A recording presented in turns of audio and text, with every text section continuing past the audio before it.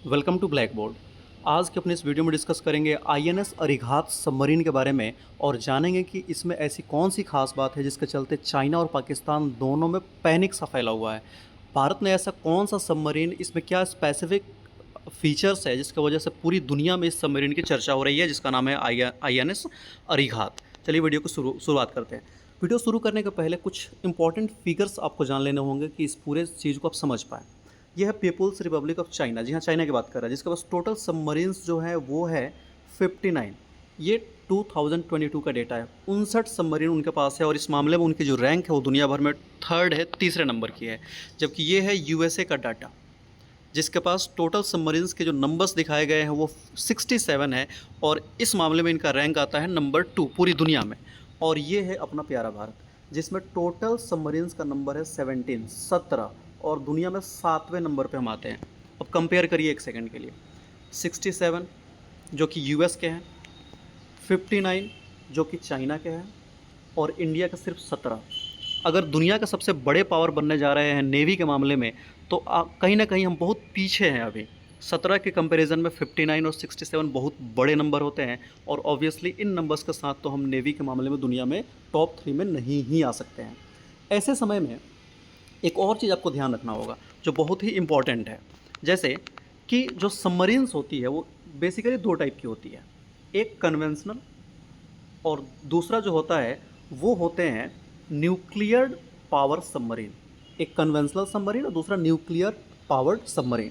Conventional submarine विशेष तौर पे उसे बोलते हैं जो डीजल इलेक्ट्रिक वाली सबमरीन्स होती है, डीजल इंजन वाली होती है, जिसमें बहुत सारी कंस्टेंट्स होती है कि जितना फ्यूल है उतना ही देर आप पानी के अंदर रह सकते हैं, खाने पीने की सप्लाई को सुनिश्चित करना होता है, बहुत सी दिक्कतें होती है। जबकि न्यूक्लियर पावर्ड जो होता है उसमें ये डीजल की जो साथ समस्या है कि डीजल खत्म हो गया, फ्यूल खत्म हो गया, फिर आपको ऊपर आना पड़ेगा, ये खत्म हो जाता है क्योंकि न्यूक्लियर से उसको पावर मिल रही है तो लंबे समय तक वो पानी के अंदर रह सकता है और अपने दुश्मनों को छका सकता है।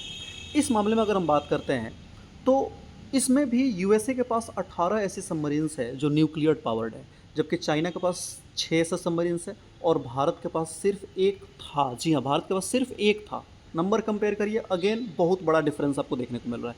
इवन यूएसए तो बहुत आगे है चाइना से, 3 गुना ज़्यादा है, लेकिन हम अगर कंपैरिजन करते हैं तो हम बहुत पीछे रह गए हैं चाइना से भी और यूएसए से भी। लेकिन फाइनली इसमें कुछ नया डेवलपमेंट होते हुए दिख रहा है। आईएनएस अरिघात भारत का दूसरा न्यूक्लियर पावर्ड सबमरीन है जिसे नेवी इंडक्ट करने वाली है। सारी ट्रायल्स पूरे हो चुके हैं और पहला जो सबमरीन था वो था आईएनएस अरिहंत जो अभी कमीशन हो चुका है और सर्विस में है। दूसरा होगा आईएनएस अरिघात। जी हाँ, ये अरिहंत क्लास का बैलिस्टिक मिसाइल होगा। इसका जो डिस्प्लेसमेंट वेट है वो 6000 टन के आसपास में। यहाँ इसके डायमेंशन दिए गए, काफ़ी कॉम्पैक्ट इसकी डिज़ाइन करी गई है। प्रोपल्सन आप जानते हैं कि इसमें न्यूक्लियर प्रोपल्सन लगा हुआ है, न्यूक्लियर पावर्ड ये सबमरीन है।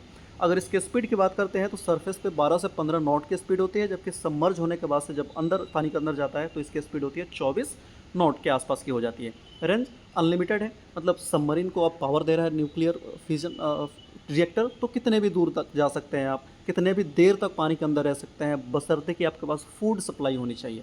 फूड सप्लाई जब के पास है तो लंबे समय तक पानी के अंदर आप रह सकते हैं। कम से कम फ्यूल के चलते तो ऊपर आने की बार बार की जो समस्या है वो समाप्त हो जाती है।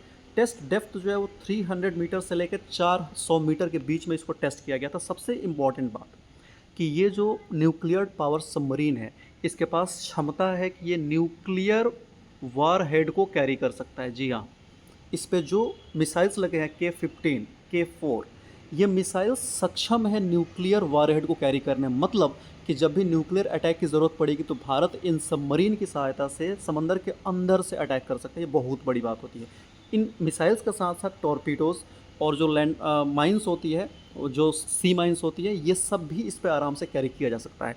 इसलिए ऐसा माना जाता है कि इस पूरे रीजन में, हिंद महासागर के पूरे क्षेत्र में भारत का एक नया समय आ रहा है, एक नया सूर्य उदित हो रहा है ऐसे न्यूक्लियर पावर सबमरीन के कारण। और आने वाले समय में जर्मनी के साथ मिलकर भारत 6 ऐसे और न्यूक्लियर पावर सबमरीन डेवलप करने की बातचीत कर रहा है। इसका मतलब 2 ऑलरेडी हमारे पास है, 6 और बनाएंगे। तो नियर फ्यूचर में हम देख रहे हैं कि 8 ऐसे सबमरीन्स हमारे पास हो सकती है अगर इस पर सही तरीके से काम किया गया तो। आई होप आपको सब कुछ क्रिस्टल क्लियर हो गया होगा। Thank you for watching, thank you very much.